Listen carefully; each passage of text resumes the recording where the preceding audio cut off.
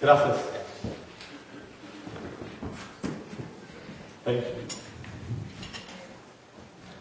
Muy buenos días a todos.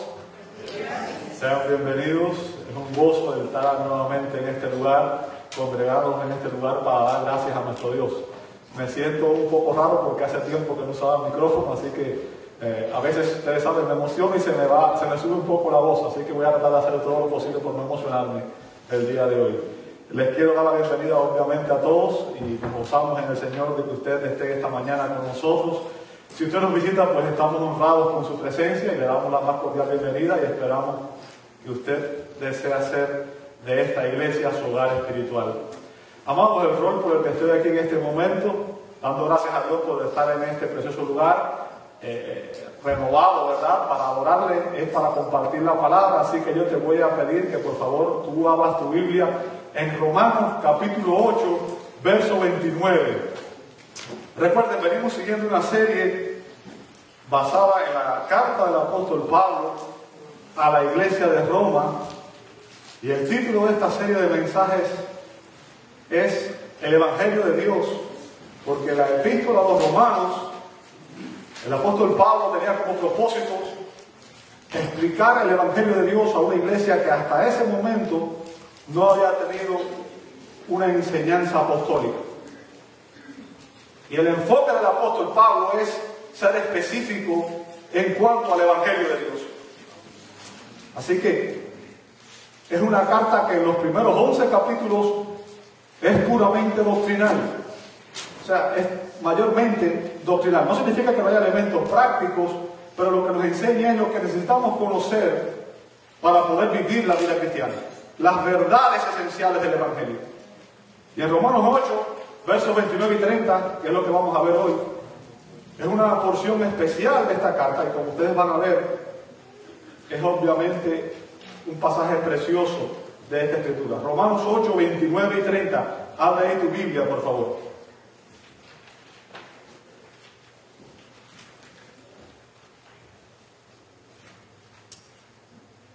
¿Listos? Si usted tiene su Biblia abierta en Romanos 8, 29 y 30, le voy a rogar que usted me preste su atención en este momento y le voy a pedir que vayamos junto al Señor en oración, pidiendo al Espíritu Santo que Él nos guíe en esta hora para poder entender el mensaje de su palabra. Amado Dios, te damos la gloria y la honra. Gracias. Gracias por tus misericordias que son nuevas cada mañana. Gracias, Señor, por tu fidelidad. Gracias por el privilegio de poder adorarte.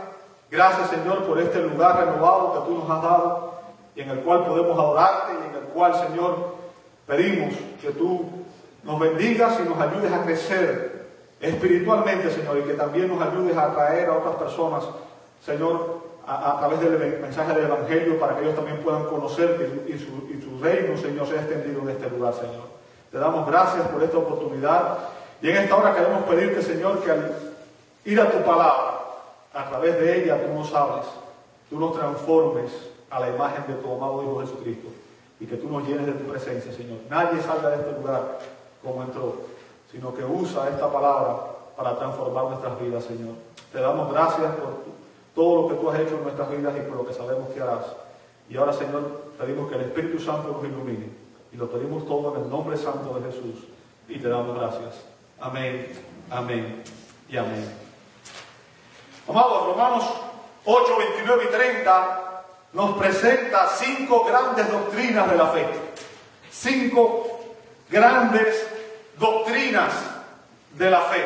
Y estas 5 doctrinas están tan estrechamente conectadas que con razón muchos la han llamado la cadena de salvación. La cadena de salvación. Y como vamos a ver en las próximas semanas, cada eslabón de esta cadena de salvación representa una acción divina, representa algo que Dios hace por nosotros. No lo que nosotros hacemos por Él, sino lo que Él hace por nosotros. Es por eso que el doctor J. Montgomery Boyce, en su comentario de estos pasajes, nos dice que los 2 primeros eslabones están relacionados con el consejo eterno de Dios. ¿Qué significa eso? Significa que el Padre, el Hijo y el Espíritu Santo trazaron un plan de salvación antes de la fundación del mundo. Bien, están determinados, estas determinaciones ocurrieron en la eternidad pasada. Los dos últimos eslabones están relacionados con lo que Dios ha hecho, está haciendo o hará con nosotros. Y el eslabón del medio, que es el llamado de Dios, conecta el primer par con el último. Estas doctrinas fluyen de la eternidad pasada a la eternidad futura.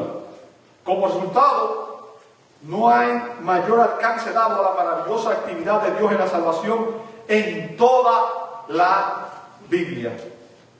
Recuerden que Romanos 8, el propósito de Romanos 8 es hablar sobre la seguridad eterna del cristiano. El hecho de que un cristiano está eternamente seguro, que no se puede perder su salvación.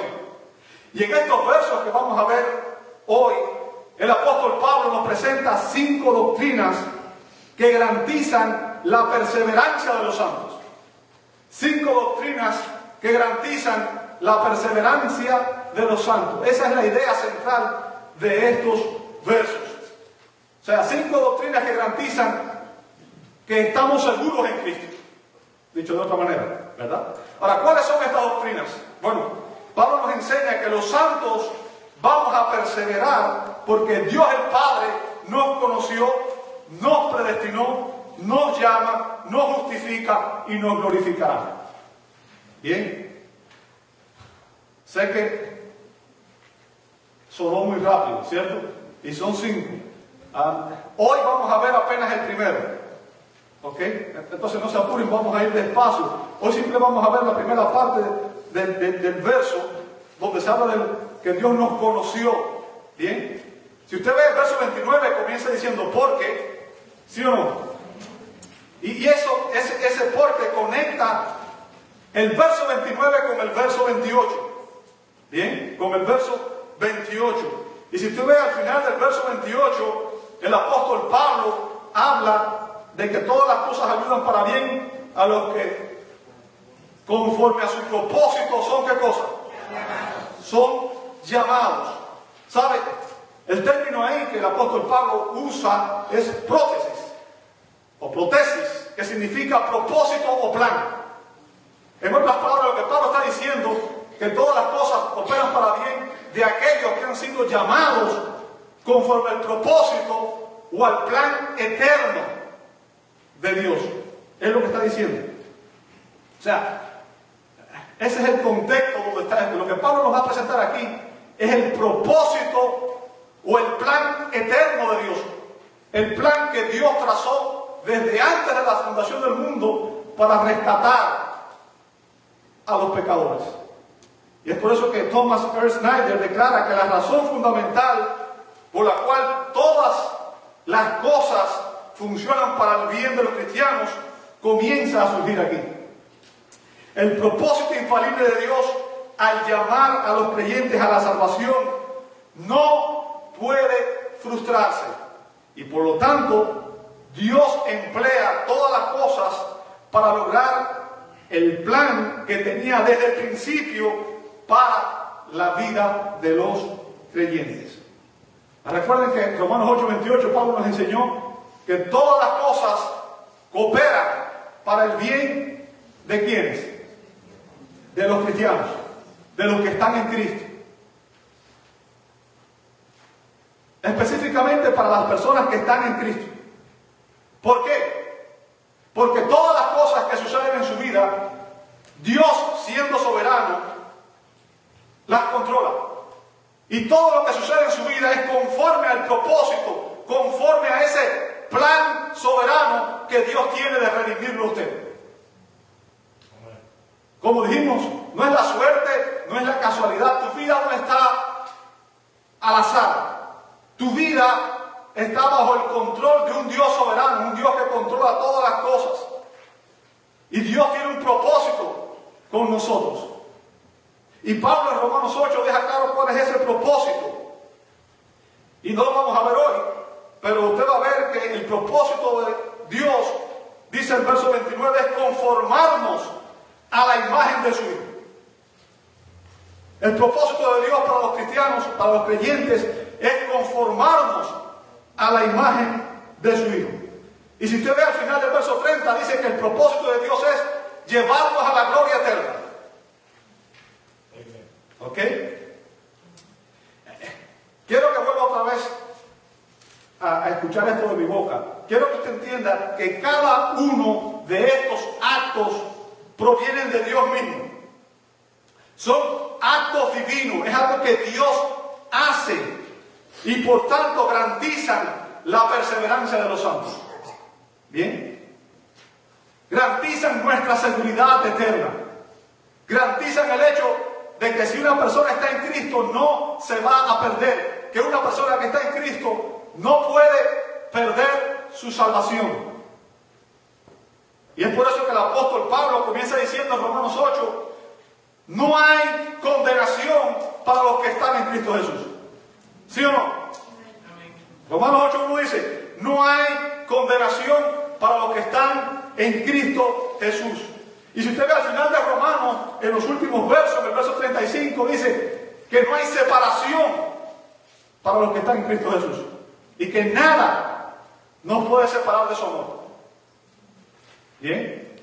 O sea, lo que Pablo está haciendo aquí es dándonos una seguridad de que si estamos en Cristo estamos seguros. Y en Romanos 8, 29 y 30, Pablo nos da un resumen de la salvación. Es lo que el apóstol está haciendo, dándonos un resumen de la salvación de principio a fin, para mostrar que cada uno de estos eslabones, que cada una de estas doctrinas son parte de lo que Dios está haciendo, del gran propósito, del gran plan que Dios tiene para tu vida y para mi vida. Ahora yo quiero que usted me escuche muy bien porque esto es importante lo que voy a decir.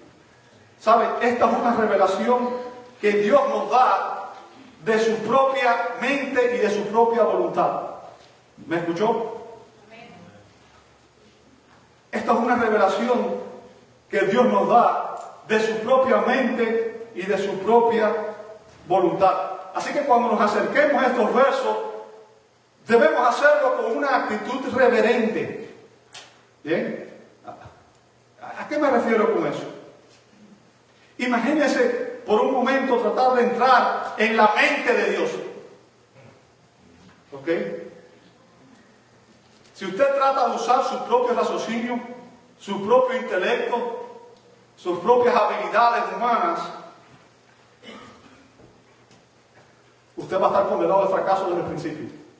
Yo quiero que usted entienda, hay cosas que Dios entiende que usted no entiende, que usted ¿comprende eso? La mente de Dios es infinita. La suya y la mía son finitas. Y hay cosas que Dios entiende que usted y yo nunca lograríamos entender.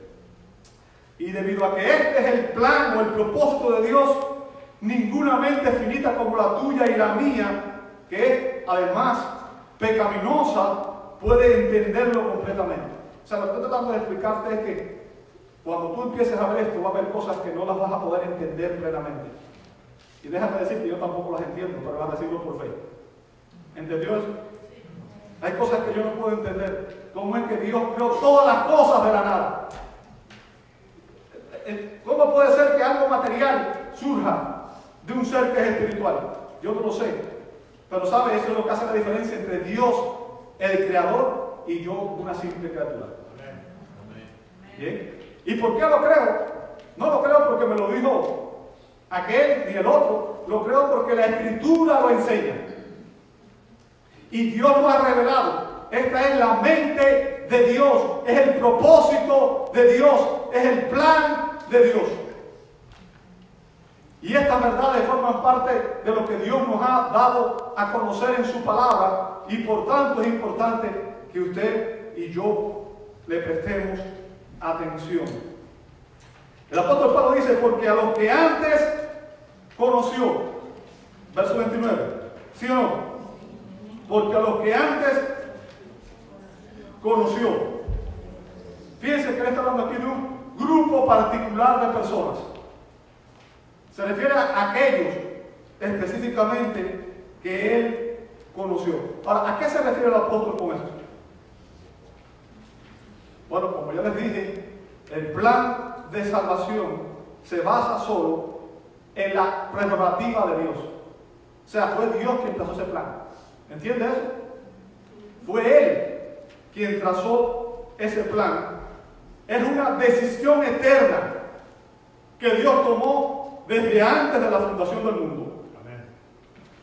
Y todo ese plan fluye, proviene del conocimiento de Dios. ¿Ok? De lo que Dios sabe, de lo que Dios conoce. Y cuando se dice aquí, antes conoció, esas dos palabras en español son una traducción del verbo griego prognosto, que es una palabra compuesta por el prefijo pro, que significa antes, y gnosko, que viene del gnosis, que significa conocer. Bien, es por eso que algunos, a lo largo de la historia, hombres como Pelagio, como Orígenes, como John Wesley y muchos otros, han argumentado que aquí debería definirse el término solo como un conocimiento previo de Dios. O sea, si usted traduce la palabra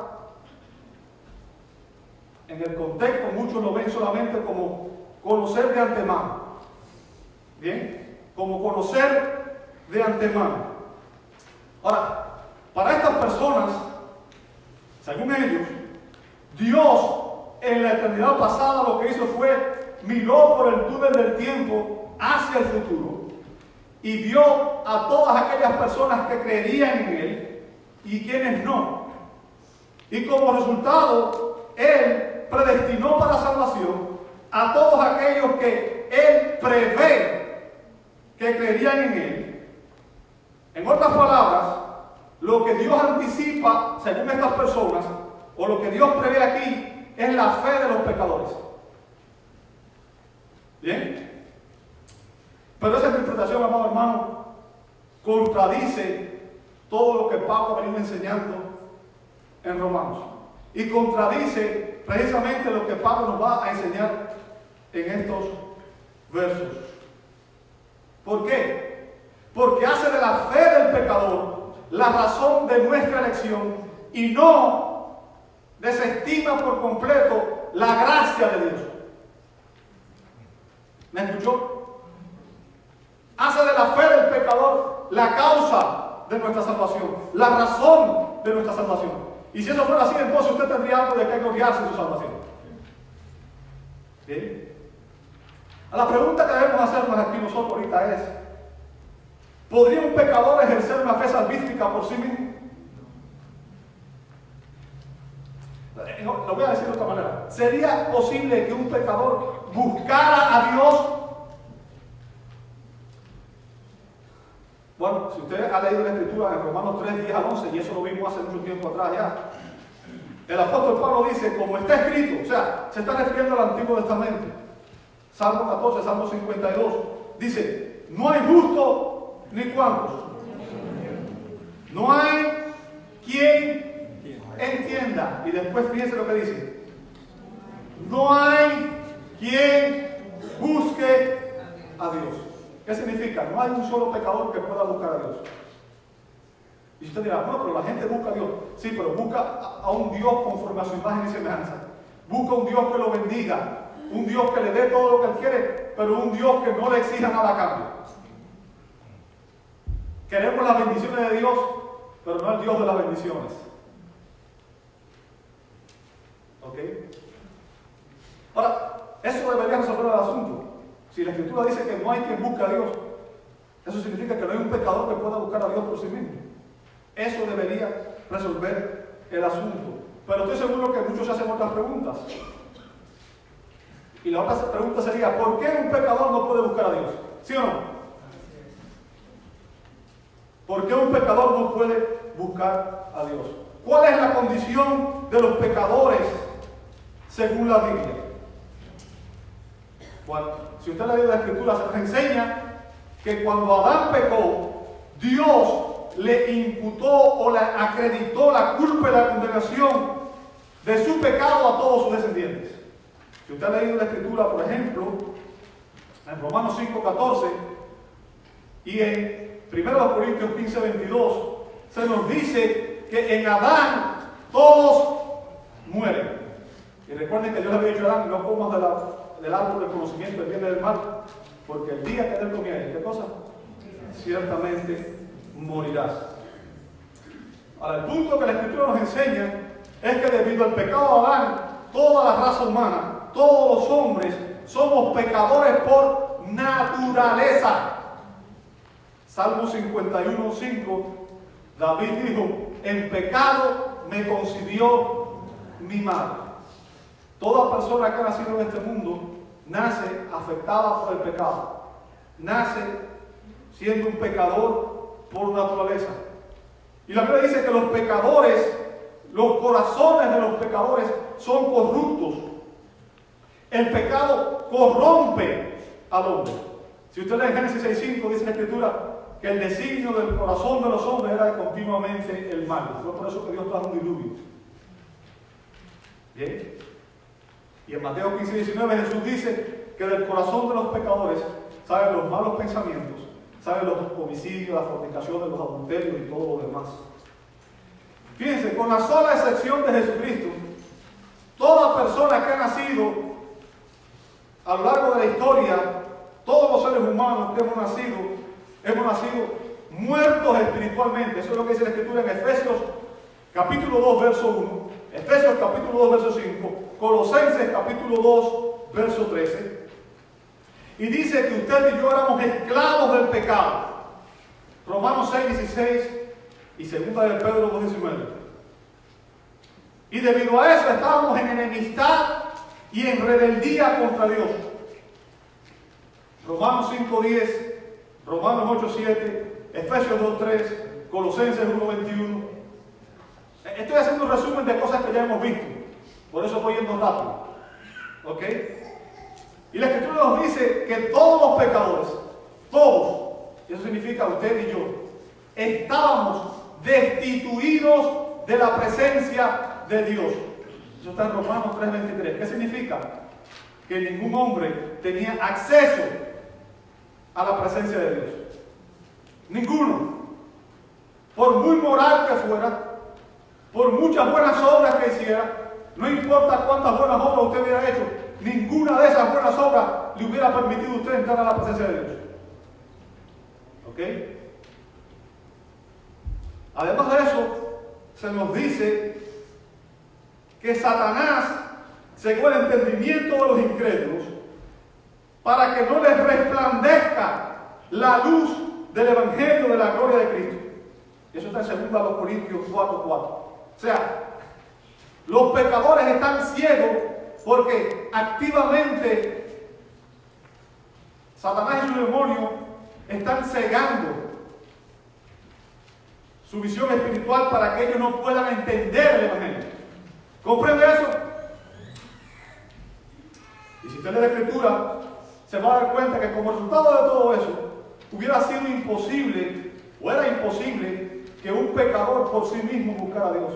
¿Por qué? Si usted lee también en 1 Corintios 2:14 dice, pero el hombre natural, ¿a qué se refiere con el hombre natural? Se refiere a todo eso que hemos venido viendo. Porque todo eso forma parte de la realidad suya y mía antes de estar en Cristo. ¿Bien? Por naturaleza éramos corruptos por el pecado, estábamos en rebeldía con Dios, estábamos muertos espiritualmente, estábamos destituidos de la presencia de Dios. Ese es el hombre natural. Dice, pero el hombre natural no percibe las cosas que son del Espíritu de Dios. ¿Por qué? Porque para él son ¿qué cosas? Yo no sé si a usted le ha pasado, pero a veces usted le predica el Evangelio a una persona y la gente dice, eso es una locura. Eso es una locura. Y fíjense lo que dice después. Y no, ¿qué cosa? Y no las pueden entender. ¿Qué significa? No es que no quieran, es que no pueden. ¿Por qué? Porque están ciegos espiritualmente, están muertos espiritualmente. Imagínate que tú te paras delante de un cadáver y empezaras a decir que hiciera algo. ¿Qué iba a hacer el cadáver? Nada, ¿cierto? No importa cuántas órdenes tú les des, no importa lo que tú quieras, el cadáver no va a responder a nada de lo que tú hagas. ¿Por qué? Porque un cadáver no tiene vida y no puede responder. ¿Se entendió eso? Así que los pecadores no pueden entender. ¿Por qué? Porque se han de discernir como espiritualmente. O sea, el punto, hermano, es que para ser salvo, un pecador necesita creer el Evangelio. ¿Sí o no? Eso es lo que dice Pablo en Romanos 1, 16 y 17. Porque no me avergüenzo del Evangelio, porque es poder de Dios para salvación a quienes, a todos aquellos que creen. Pero si hemos dicho que un pecador no puede creer en Dios, entonces nunca puede ser salvo. ¿Sí o no? ¿Va conmigo hasta ahí, sí o no? Si él no puede creer y necesita creer, entonces ¿cómo se salva? Esa es una buena pregunta, ¿verdad? La Biblia nos dice que los pecadores deben arrepentirse de sus pecados. Y eso no es una opción, eso es lo que dice la Escritura en Hechos 17:30. Dios manda a todos los hombres en todo lugar que se arrepientan de sus pecados. Un pecador debe recibir a Cristo por la fe y debe confesar que Jesucristo es el Señor. Eso es lo que dice Pablo en Romanos capítulo 10, versos 9 y 10. Pero Pablo nos está diciendo que nadie, fíjense, esto lo dice en 1 Corintios 12:3, nadie puede llamar a Jesús Señor sino por el Espíritu Santo. ¿Escuchó eso? Nadie puede llamar a Jesús Señor sino por el Espíritu Santo. Y para ser salvo, una persona tiene que confesar que Jesucristo es el Señor. Otra vez. Y entonces, ¿cómo se salva? ¿Bien?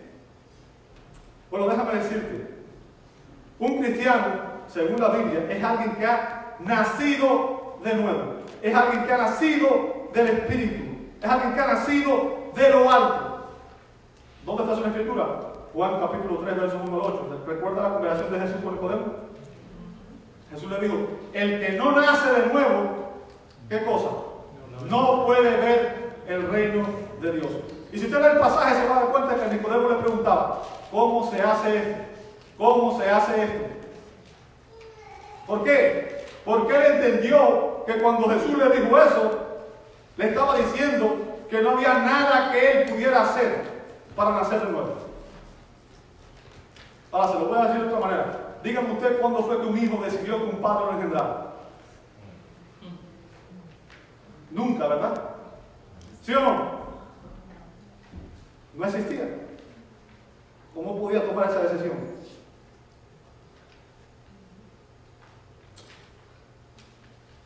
¿Sabe que la Escritura dice que cuando alguien nace de nuevo, no es porque la persona quería, no es porque nadie quería? Si usted viene conmigo, Juan 1:13 dice, los cuales, y está hablando de quién, dice el verso 12, mas a todos los que lo recibieron, a los que creen en su nombre, les dio potestad de ser hechos hijos de Dios.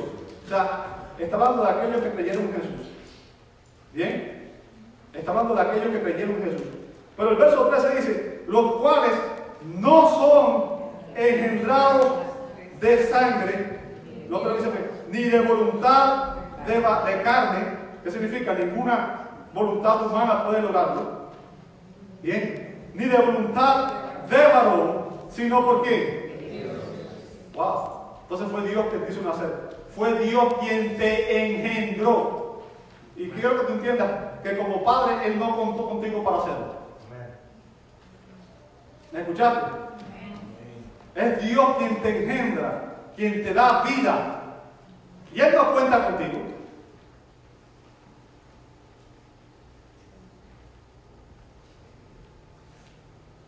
Es por ello que la Escritura dice, en Efesios 2:1, dice, y Él, hablando de Dios, nos dio vida a vosotros, les dio vida a vosotros, ¿cuándo? Cuando estábamos muertos en nuestros delitos y pecados. O sea, lo primero que Dios hace en usted y en mí es resucitarnos de los muertos. ¿Entiendes? Y eso es algo que solamente Dios puede hacer. Dios lo hace, no tú, no yo.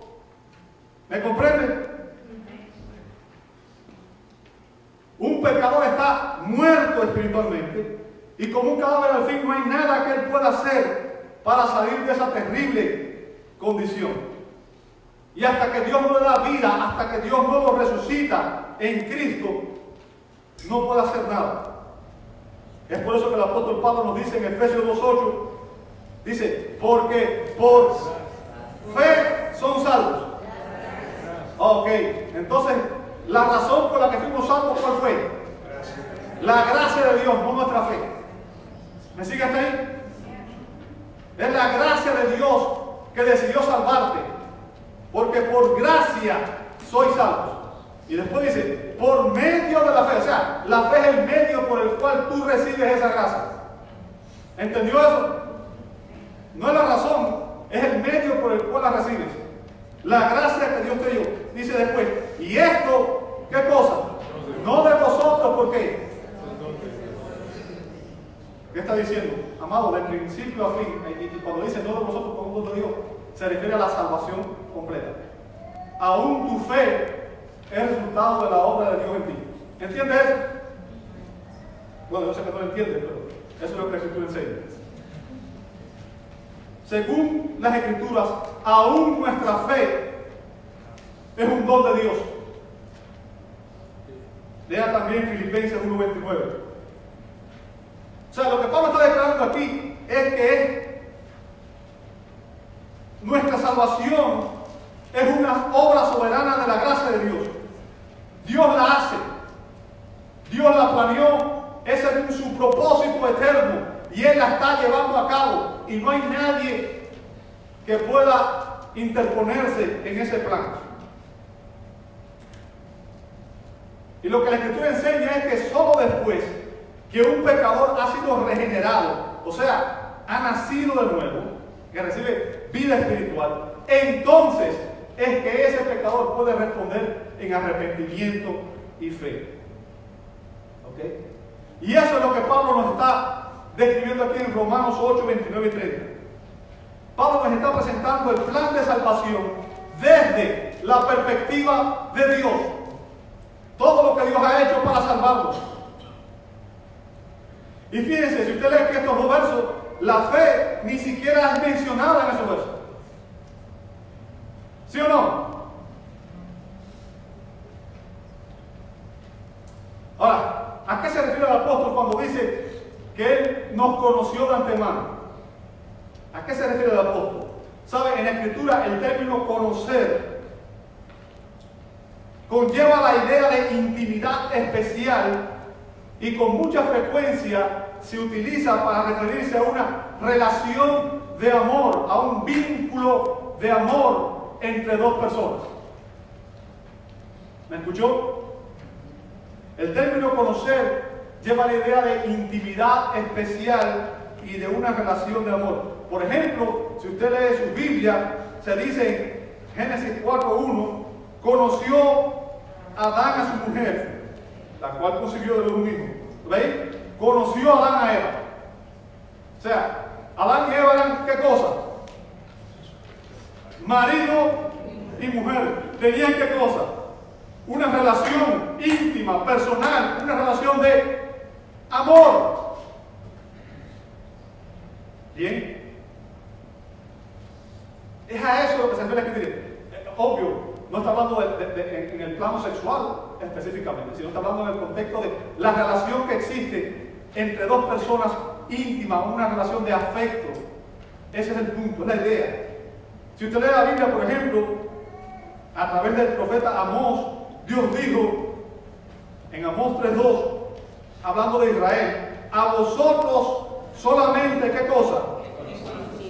He conocido de todas las familias de la tierra. Hablando de Israel, solamente ustedes los he conocido, dice Dios en el Antiguo Testamento. Yo le hago una pregunta, ¿acaso Dios no es omnisciente? ¿Hello? ¿Dios es omnisciente, sí o no? Sí. Y si Él es omnisciente, ¿no debía conocer a todo el mundo? Porque si hay alguien que no conoce, entonces no es omnisciente. Por eso es que yo no soy omnisciente, porque hay un montón de cosas que yo no sé. ¿Verdad? Entonces, ¿cómo es que Dios dice aquí que Él conoce nada más a la familia de Israel? De toda la familia de la tierra. O sea, Él tendría que haber dicho que Él conoce a todas las familias de la tierra, ¿sí o no? Entonces, ¿a qué se refiere este verso? Como dije, la palabra conocer ahí conlleva el significado de establecer un amor especial o de elegir. Es una relación de pacto. ¿Me entendió? Es a eso a lo que se refiere. Un amor especial hacia unas personas específicas. Elección. ¿Sabe? Y esto sería consistente con lo que dice Deuteronomio capítulo 7, versos 6 y 8. Deuteronomio 6, versos 6 y 8 del capítulo 7 dice: porque tú eres pueblo santo, dice el Señor, para Jehová tu Dios. Jehová tu Dios te ha, ¿qué cosa? Escogido. Israel es el pueblo, era el pueblo, ¿qué cosa? Escogido de Dios. Dice: Jehová tu Dios te ha escogido. Ahora, ¿sabe? Yo no veo que nadie tenga un problema en decir que Israel es el pueblo escogido de Dios. Pero sí veo que mucha gente tiene problemas en decir que un cristiano es alguien que ha sido escogido por Dios. Y me pregunto por qué. Me pregunto por qué. ¿Ok? Jehová tu Dios te ha escogido para hacerle un pueblo especial. Fíjense, Dios lo escogió. Dios lo conoció y lo escogió para hacer un pueblo especial. Más que todos los pueblos que están sobre la tierra. Y fíjense lo que dice después, para que nadie piense que las personas que creemos esto nos enorgullecemos y pensamos que somos mejores que los demás. Yo quiero que usted entienda, la razón por la que estoy aquí no es porque yo piense que soy mejor que los demás, al contrario, la razón por la que estoy aquí es porque pienso que soy peor que los demás. Y necesito la gracia de Dios. Fíjense lo que dice ahí: no por ser vosotros más que todos los pueblos os ha querido Jehová. Y otra vez dice: y os ha, ¿qué cosa? Escogido. Note lo que dice después, para que se le acabe de orgullo a cualquiera que diga: yo soy un escogido de Dios y tú no lo eres. Nadie puede decir eso, porque dice: pues vosotros erais el más insignificante de todos los pueblos. Y después de la razón dice: si no, ¿por qué? Por cuanto Jehová os... Dios los conocía porque Él tenía una relación de pacto con ellos. Y Dios los había escogido y había establecido un pacto de amor con ese pueblo, con esa nación.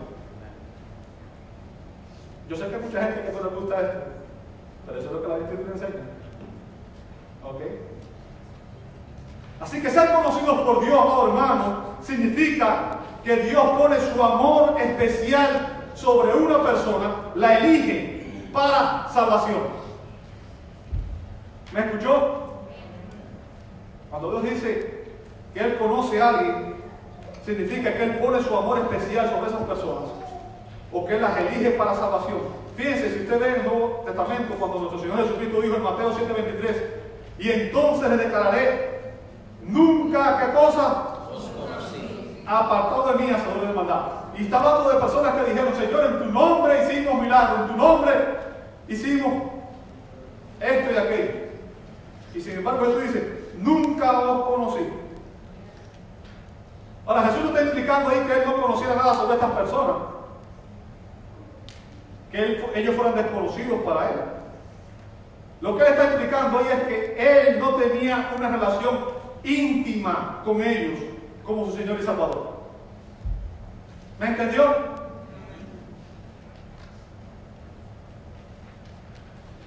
Sin embargo, cuando la Escritura habla con relación a los creyentes, usted va a ver, por ejemplo, en Jeremías 1:5, hablando a Jeremías, Dios dice: antes que te formases en el vientre, ¿qué cosa? ¿Desde cuándo conocía a Dios a Jeremías? Desde antes de la fundación del mundo, porque Dios lo había escogido para salvación. Usted no entiende eso, pero eso es lo que Dios enseña. Desde antes que te formases en el vientre te conocí, y antes que nacieses te santifiqué, te di por profeta a las naciones.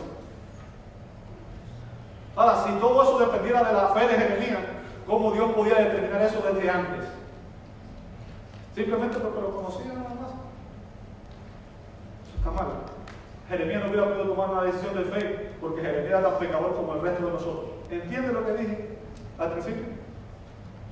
Si usted ve, por ejemplo, en Juan 10:14, Jesús dijo: yo soy el buen pastor. ¿Y qué cosa? Jesús conoce a todas sus ovejas por nombre. A todas. Dice: y las mías me conocen. ¿Sabe? Y hay algunos que le dice a Jesús: ustedes no son de mis ovejas, por eso no escuchan mis palabras, no entienden mis palabras y no las aceptan. Jesús conoce a todos aquellos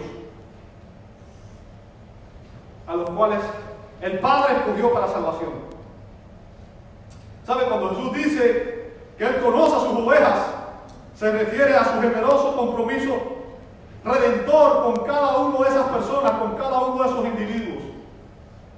¿Bien? Es por eso que el apóstol Pablo aclara con relación a los creyentes. Pablo dice en Gálatas 4:9 dice: mas ahora, conociendo a Dios. Pero Pablo rectifica esa expresión para que nosotros entendamos el origen y dice: o más bien, siendo ¿qué cosas? Conocidos por Dios. ¿Cuál es el punto de Pablo ahí? El punto de Pablo es que usted y yo podemos conocer a Dios porque Él nos conoció primero. Y porque Él nos eligió primero, entonces nosotros podemos venir a Él. ¿Me escuchaste? ¿Cómo yo sé eso?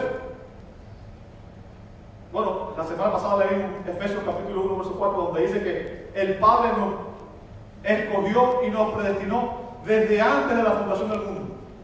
¿Sí o no? Y en Juan capítulo 6, en 4 ocasiones Jesús dice esto, fíjense: Juan 6:44, ninguno puede venir a mí si el Padre que me envió, ¿qué cosa? No lo trajere, y yo lo resucitaré en el día mortal. ¿Qué significa? Ningún pecador puede ir a Cristo a menos que sea un escogido del Padre. ¿Hello? Juan 6:55. Y dijo: por eso os he dicho que ninguno puede venir a mí si no le fuere, ¿qué cosa? Yo quiero que te entiendas: si una persona no va a Cristo, no puede ser salvo. Porque Cristo es el camino, la verdad y la vida, y nadie va al Padre si no es por Cristo. Sin embargo, Cristo dice: nadie puede venir a mí si no le da a quién? Del Padre.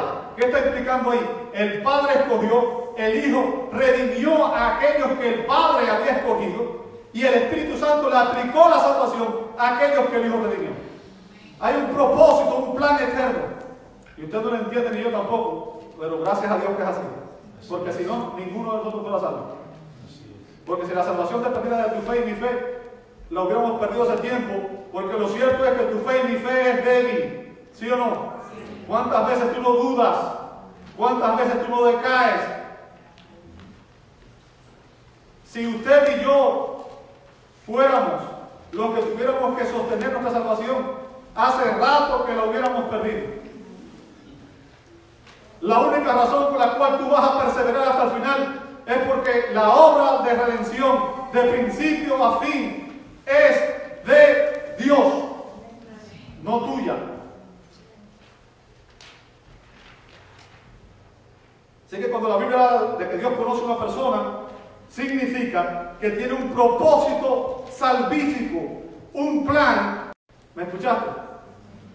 Tiene un propósito salvífico, tiene un plan y un propósito para esa persona. ¿Ok? Es por eso que el diccionario de idiomas bíblicos traduce el verbo prognosco como seleccionar con anterioridad o elegir de antemano. ¿Me escuchó? Recuerde que ese es el conocer de antemano que leímos hoy, ahorita en el verso bíblico. ¿Ok? Pero aquí se traduce la corrección, la lectura que debía hacer es seleccionar con anterioridad o elegir de antemano. Lo que Pablo está diciendo aquí es que el conocimiento previo de Dios, El hecho de que Dios nos conocía de antemano, ese acto cognitivo de Dios, implica la idea de selección.